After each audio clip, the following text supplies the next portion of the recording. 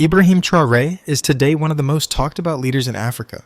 At just 34 years old, he became the president of Burkina Faso, making him the youngest head of state in the world.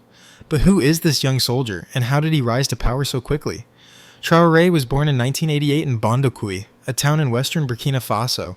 He grew up in a modest family, raised with values of discipline, hard work, and respect.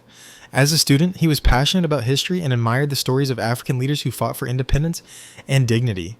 After finishing school, he went on to study geology at the University of Ouagadougou, but soon his destiny changed.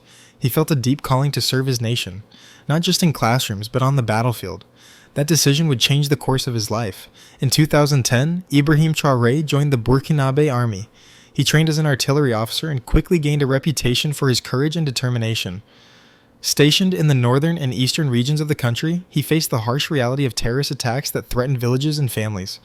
Unlike many officers who stayed behind, Traoré was always at the front, sharing the same risks as his men. This bravery earned him trust and respect, especially among younger soldiers who looked up to him as a true leader. But while he fought against armed groups, he began to notice a deeper issue.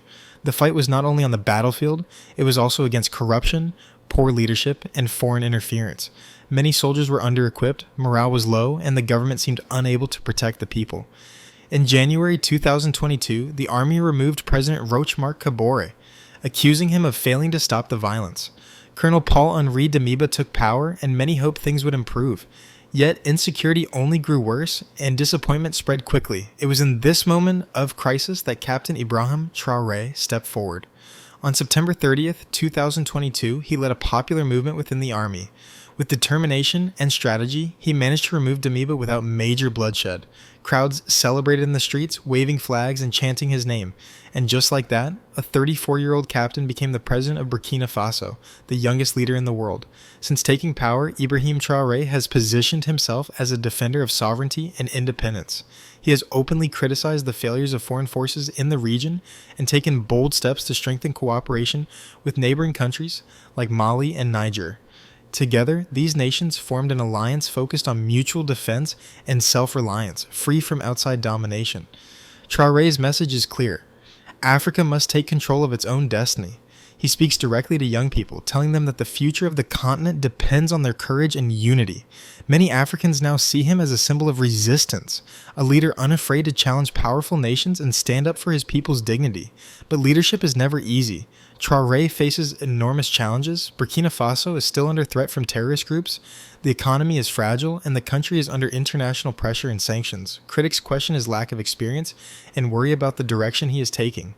Yet, his supporters believe he represents a new generation of African leadership, bold, fearless, and determined to break free from the shadows of colonialism.